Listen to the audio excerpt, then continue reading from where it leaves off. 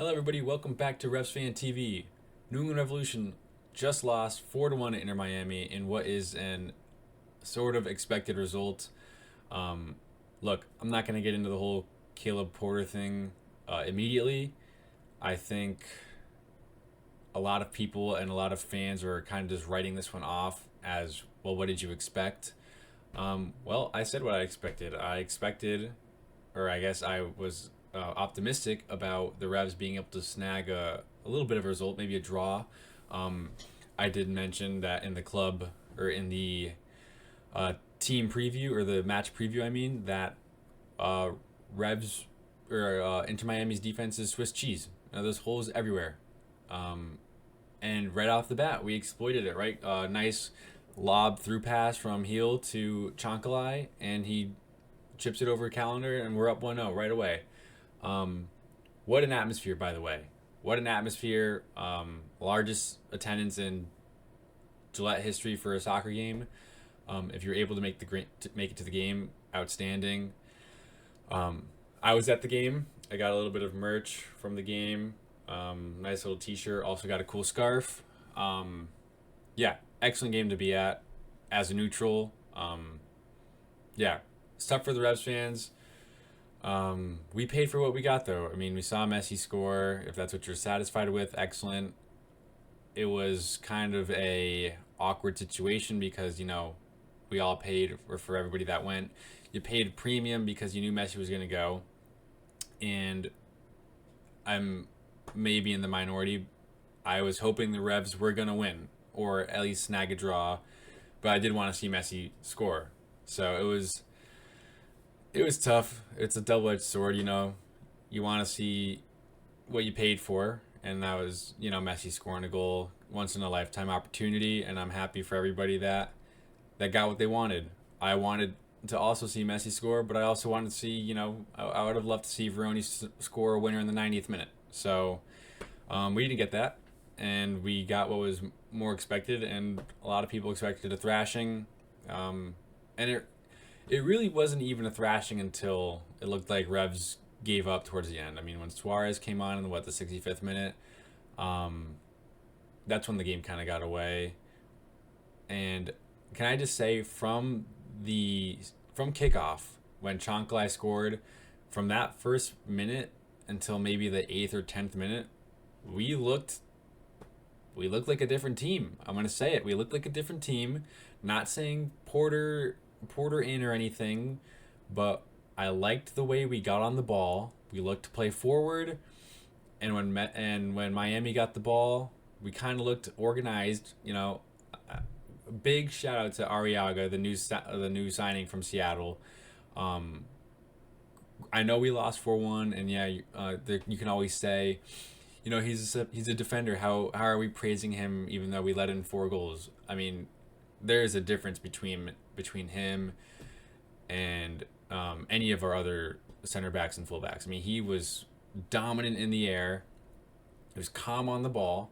I mean, when I was at the game, there's a moment where Ravas plays it out wide. I think he put the ball down and just kicked it out wide to try and get it to Lima, or I think it was actually Farrell, and kicks it out of bounds. And who was it? Heel and Ariaga are screaming at him to just chill out, calm. Let's, what are we in a rush for? Let's kind of like calm the nerves a little bit. And that was great. I mean, that right away, that's leadership, that's accountability, that's things we haven't gotten before. At least this year, it's something that we haven't been used to. So, I was very impressed with his debut game with a tough opponent. And it was, I hope a lot of the Revs fans appreciate the player that he is now, because I mean, we had a sold out stadium, so a lot of people should have been impressed with him. I know all eyes were going to be on Messi and Suarez when he came on, but for Revs fans who watch the Revs, go to the Revs because they love the Revs, what a player he looks to be, and what a signing he could be for us, just to give us some sturdiness in the back. Moving on. So after that first 10 minutes, where I said we looked we looked like a different team. We looked more. We looked up for it. We were not up for it after the first 10 minutes, or maybe that's poorly said, but we stopped playing the way we started. We started that first 10 minutes, and maybe going up 1-0 was not good for us, just because we snagged the early goal and we didn't know what to do for 90 more minutes. And that can happen. That happens a lot in world football, and of course happens in MLS when you're the underdog going up against Goliath. Sometimes once you're up, you want to just protect what you have, and that was always going to be tough. Miami were always going to score, and they were always going to score too. Even 1-1 at halftime, I said this game has goals in it, and unfortunately, they were Miami's goals. We only had one shot on target in that first half, and it was Chancalai's goal in the 40th second of the game. Not good enough going forward for me. I mean, I think that's pretty obvious for anyone. Not good enough going forward. I struggle to see what we're trying to do out wide. It looks like every time whether we play it to Carlos Heel in the middle, he's always looking to go wide. He wants to go left or he wants to go right. Well, we had Chancalay up the middle today. Not today, but again in that game. So on the right, who did we have? We had Nacho, and on the left, I can't even remember who was out there. Yeah, I'm blanking. But regardless, when whoever it is on the wings doesn't look like, it was Boateng. But they just don't do enough to take their man on. They might not have the speed to do it or the confidence, but something's got to change because we don't play through the middle. We don't. Polster and Harks are not midfielders who receive the ball and look to turn and play it to heel or play it or spray it out wide. That's just not what they do. Too much of the time they receive the ball and they look to play it back to Lima or Spalding or whoever's playing as the fullbacks, or play it to Kessler or whoever's playing center back. It happened to be Ariaga the other day. So it's too bad. Carlos Heel is the only one who looks like who can create something, and we know this. He's the only one who really is creative in that final third. And that's why we scored. I mean, he saw the through ball to Chancalay, great run from Chancalay. I don't think Vrioni finishes that, and that is credit to Porter, because he knows we need goals, and he made an adjustment up front, and it paid off. In that moment, it paid off, and who knows? Chancalay could be the starting striker for a little bit of the season now, until we get some backup or Vrioni finds form, or unless we have to play him back out on the left. So, yeah. If you were at the game, like I said, what an atmosphere was to be at. What they say, a little over 65,000, just under 66,000 attendance. Fantastic. I wish, wouldn't it be nice if some of the Revs fans that don't normally go to these games but happen to come for Messi come back again and kind of just become, just regular fans. That'd be amazing. But of course we all know, because Messi was at the game, that's why we got the big attendance, and we'll likely drop back down to that 25,000 attendance marker, which is fine. It was just a great experience to, show support for the Revs in an exciting game. It was a fun game for everyone, even Revs players. Before that game, they probably had butterflies in their stomachs, saying, "Oh my God, like the whole world, or most of the world, is going to watch this game." So they had a lot of eyes on them, and that's fantastic for them. But 4-1, I don't really want to talk about the goals. I think there's a lot you could say about the error in goal 1.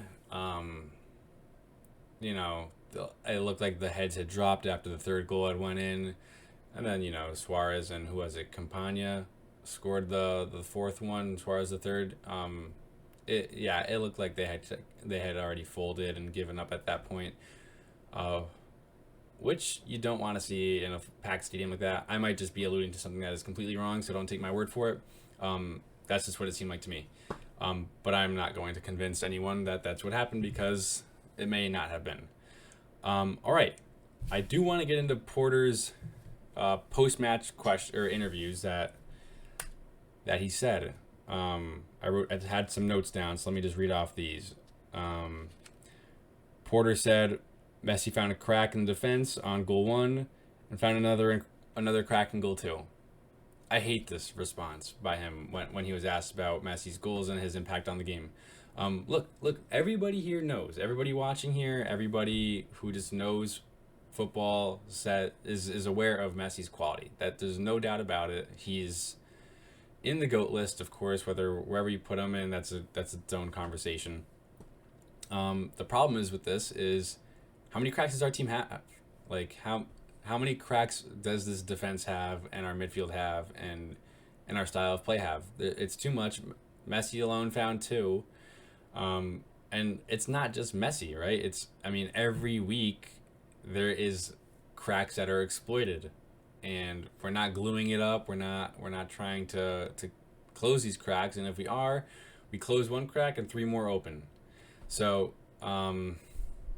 it's tough to. It's a tough thing to say because there's always going to be criticism, and I couldn't stand the excuses for just, oh, it's Messi, it's Suarez. Everybody knows what you're up against. That's why people were watching, was because everybody's aware of the quality on the pitch, but doesn't mean we have to kind of just accept it. What about all the other games? What about against New York? What about against Toronto? They didn't have Messi and Suarez, and we had been exploited numerous times in each game. Even when we win against Charlotte, we had plenty of errors that could have been goals, but we were fortunate that Charlotte couldn't finish their chances. So, it's a weird excuse for me. It's a weird thing to kind of shift our attention to, as well. It's Messi, so he's one of the world's best. Yeah, we all know that. Everybody knows that, Porter. And maybe I'm reading too much into it, but I'm not a fan of the excuse. I think there's too much on the interview of just like, oh well, it's Messi. What a great player he is. Let's move on from that, right? We all know this already. Another thing that he said. He mentioned the same thing about Suarez too. Suarez can't play for 20 minutes, 25 minutes, and Suarez's goal in the box, he was standing still. He was literally standing still in the box, and Messi just plays a square pass to him, and he finishes it in the top left side of the goal. There's nothing special about that goal. There's nothing special about how it was created. Square pass in the box. It should never happened. Nobody comes close to him, and nobody closes him out. There's nothing special about that goal for me. It didn't require a magical moment from Luis Suarez and Messi. It was, anyone could have played that pass, and the thing was, and this is why I was alluding to, it looked like we had given up a little bit, was because there's no effort in closing Suarez down.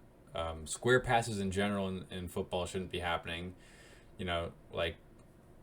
They're hospital passes. Ideally, they're not really supposed to go off unless if you're under pressure, and inside our own 18-yard box, there should be constant pressure on the ball. We didn't have it there, so that's not a magical moment for me. It's not, oh well, it's Messi, it's Suarez. I'm not buying into that. An interesting thing that Porter said though was that the new goalkeeper that we signed, Alihaz, if I'm pronouncing his name right, was expected to start against Miami. That was really interesting to hear, because he mentioned that the preparation for the game, he was told he was going to be starting along with Ariaga, and that the idea that the style of play that we were trying to get into was playing out the back with Alihaz and seeing how that was going to go. So that goes to show, what is Ravas about? Is Ravas the number 2 now? Are we expecting them to rotate? If that's the case, that's a bad idea, because every team has to have a number 1 goalie. Your starting goalie. It's a bad look if you're rotating. If you got 2 good goalies and you're rotating between them, because then confidence goes down, and the lot, you know. So from what he said, it sounded like Alijas is going to be the starting goalkeeper, but because he got sick with flu-like symptoms, that it didn't happen, and then we had to kind of change the game plan. And from that moment, I mean, he basically admitted that Ravas cannot play out from the back. So, for everybody that's in this Porter out phase, including myself, this kind of pumped the brakes a little bit for me. I do want to see what this is about now. I'm curious to know with Ariaga, who looks like a good pickup for us, and Alijas. I hope I'm pronouncing his name right, but with those two, I want to see how he can transform into a counter pressing, play out from the back type of team. I don't think two players is enough. I think our fullbacks currently with, you know, either Farrell or Spalding or whoever's out there that's not Brandon By or DeJuan Jones, I think it's going to be difficult. But I am interested in seeing this. Granted, he doesn't have, you know, how much time can you have at, you know, with one win in 9 games. But he did allude to, and he was asked in the press conference, basically, what's your stance on your job? Are you under any pressure? And he said that he has the support from the owners. So, I mean, how much do the Crafts own care about this football team? Because, I mean, 1 win, 7, maybe 8 losses now, and then what is it? 1 draw maybe? Yeah. How much support are they? How can he have this much support under, or with these results is what I'm trying to say. It's worrying. It's worrying. I know a lot of the fans are anti-Kraft because of the money we've made from Turner and Petrovic, and none of it has really been recycled back in the club. Totally understandable, and I side with that. I'm on that side. But these are Porter's words. He has support from the owners. Is he really going to tell us, oh, well, actually, let me tell you everything that you need to know. I have no support from the Crafts. I have 2 weeks left in my job unless I get 2 wins, and we have to play this sort of football. No, he was never going to tell us that. But we got to take what we have. He has the support from the owners. It shows. We haven't heard anything of potential candidates for the new position of the coaching job or the managerial job. So it is what it is for now. Let's see how long he can go. Look, I am on the fence with Porter, and I think there's really no future with him here. But I'm really hoping that he can turn it around, because if he turns it around, then that means the Revs are playing well, right? And all we want as Revs fans is wins. We want to be in playoff contention. Well, not even contention. We should be in the playoffs every year. That should be the expectation for this club. And we should be competing for titles. And currently we're not. And if we are able to flip it around and get, you know, maybe we'll bounce back 3 wins in a row, and things will be starting to get smoother. But yeah, we all want the Revs to turn around, and if it has to be with Porter, it'll be with Porter. And I'm happy to say I was wrong about saying that he should get the sack. So that's where I stand. Other news that he said, Chancalay for Vrioni to find more goals. This was probably the most interesting part of his presser for me, was he switched Vrioni. He put Vrioni on the bench, started Chancalay because he was aware that we needed more goals. And this is a quote from him. I'm not even making this up or summarizing it in my own words. He said, the thing with him for Chancalay is, you know, he's going to finish when he's in the spot to score. And that sounds like a dig at Vrioni. I mean, you can't be mad. You can be, because, you know, part of you wants to say, well, this should be something that stays in the dressing room. But at the same time, he has to win some of the fans. And I don't know how many of the fans actually pay attention to the press conference or the post-game press conference or anything like that. I like to listen to them. I'm always curious about what's asked and when his responses are. So he said, the thing with him is, he's going to finish when he's in the spot to score. That is a big damn Vrioni saying. That is a big shot at Vrioni. And like I was just saying, Vrioni's been in plenty of chances to score. Maybe not plenty, but he's had his opportunities. He's hit the crossbar a couple times. He's hit the woodwork. He's blasted at the goal. He's gone wide. He's done the bit, except put it in the back of the net. And I have to give credit to Porter here. But and I know Vrioni is one of those mixed players in the team and among our fan base where people like him and people don't because of his work ethic or just because of his lack of scoring. But this was gutsy from Porter playing Chancla. He said Chancla is comfortable in that number 9 position, and that he said it looks like, or at least from his presser, it sounds like he is going to rely on Chancla more, that striker now, because Dylan Burrow is going to be back on the wing. And I mean, look, you took your chance against Inter Miami. It's not like we gave him loads of chances. And then he had 2 shots. One of them was in the first half, and he scored it in the opening minutes. Opening seconds, really. And the second was, I think, in the second half, and he had blasted over the net with a tough angle. So I don't even count that as more of a desperation than a quality look, for sure. So looks like Revs fans can expect Chancla to play as that number 9 now. Vrioni will probably be the backup striker for the bit, or maybe they'll just rotate in and out, depending on form. I'm okay with this. I'd love to see Chancla at that 9. There's a cracking finish from him over Calendar, and I think he just from that goal alone, and I watched it at the game and I watched the highlights of the game as well. The timing of the run, he's knowledgeable of when to make his run, when to slow down his run, and all that. Definitely a striker's finish, by the way. I don't think Vrioni finishes that chance. I don't. I think Vrioni kind of. Honestly, I don't know what he does other than put it wide over the net or at Calendar. So I'm excited for this Chancla at the striker position. I'm excited to see this for a bit. Good to see Dylan Burrow back. And this is something I've said it before, and this is something that Porter said, and I'm not the guy who's gonna say I told you so, but I mean, come on. Dylan Burrow he's happy that Dylan Burrow is back, like everybody else is, and that he's going to be good to have on the wing for one-on-one positions. And I've said it before. I don't know if I've actually said it on this channel. I think I said it in my match preview. I definitely say it to myself all the time, and I said it at the Revs game. If you were sitting next to me and you happen to be one of the 15 subscribers here, I said this out loud.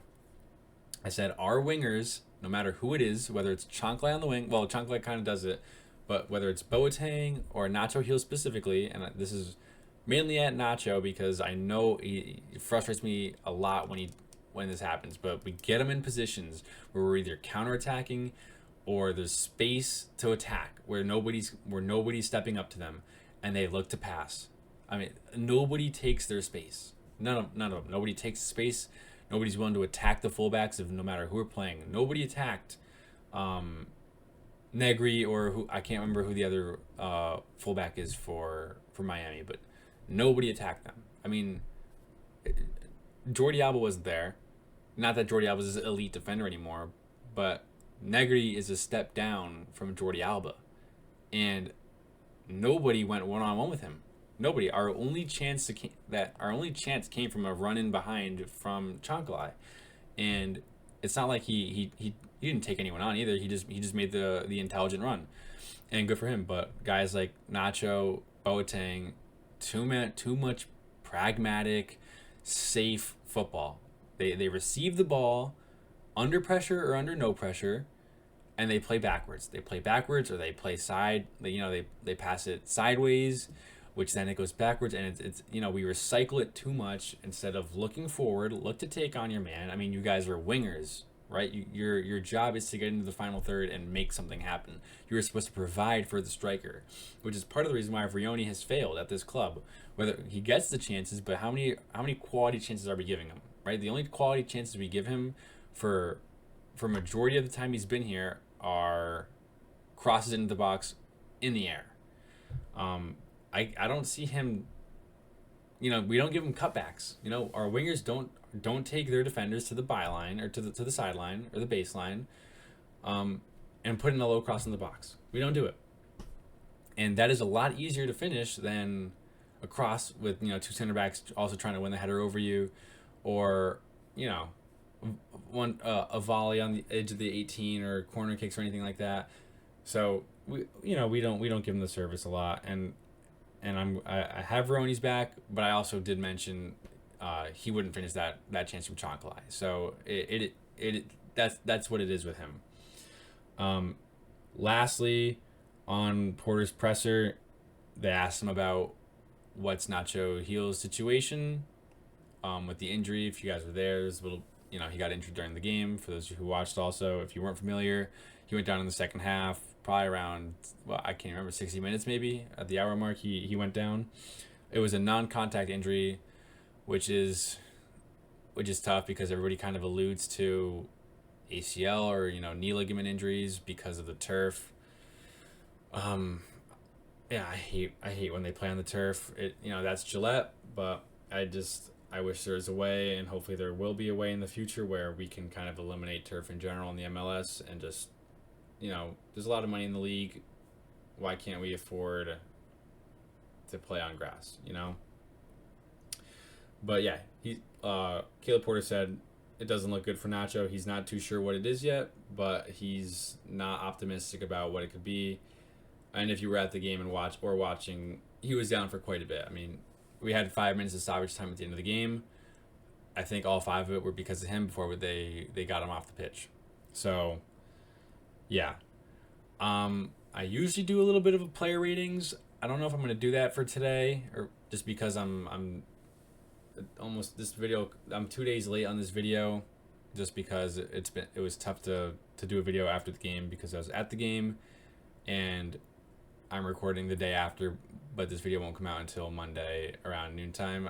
I think, but I guess I'll just give a man of the match performance rather than giving a 1 through 10 for each player.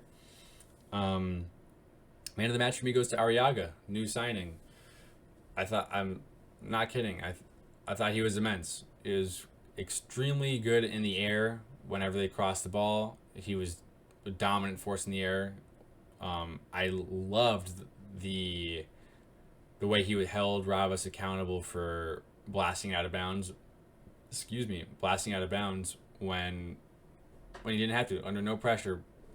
So I love that. That is a different level of mentality than a lot of these players have shown. And maybe it's something in the dressing room where everybody's not like that. But hopefully this is one player that can kind of get things going for us. He looks like he's a winner. He looks like he's got a winning attitude. And I wish him the best. I was impressed with him. I really was. I saw a lot of people at the game also talking about him. So that was good to see. And he's my man of the match for that game. I know Chonklai got the goal, and what a goal it was, and to do it in front of 66,000 fans was incredible, and the roar was great, and you could tell it meant a lot to him. The celebration was nice. It was cheeky, and a great pass from Carlos Heel as well. Great pass, great vision. We know what he brings to the table. But yeah, I'm excited to see what Porter's idea is to do now with Chonklai at the striker, Vrioni off the bench. Dylan Barrero is going to start getting some game time now after he's recovered, and then with the new goalie Alijas. So this is going to be a wait and see type of thing. I'm putting my Porter agenda. It's not an agenda because it's more about I want this team to succeed. But I'm putting my pressure on Porter on hold for now, because regardless of what I think, he's gone out and said that he has the support from the owners. So no matter how I feel, I'm gonna have to back him. I back him. I want him to do well, because if he's doing well, then that means the team's doing well. right? And that's all that we want in general. So I can't wait for our next game. I'm excited to see. Hopefully everybody's recovered from the flu or food poisoning, whatever they said it was. And yeah, that is going to be it for today's video. If you watch the whole thing, like, subscribe. It is appreciated, and let's keep building this community up. I've said this is the only Revs fan channel on YouTube, so let's try and blow it up. Let's try and get a good community here, and we will see you guys next time. Take care.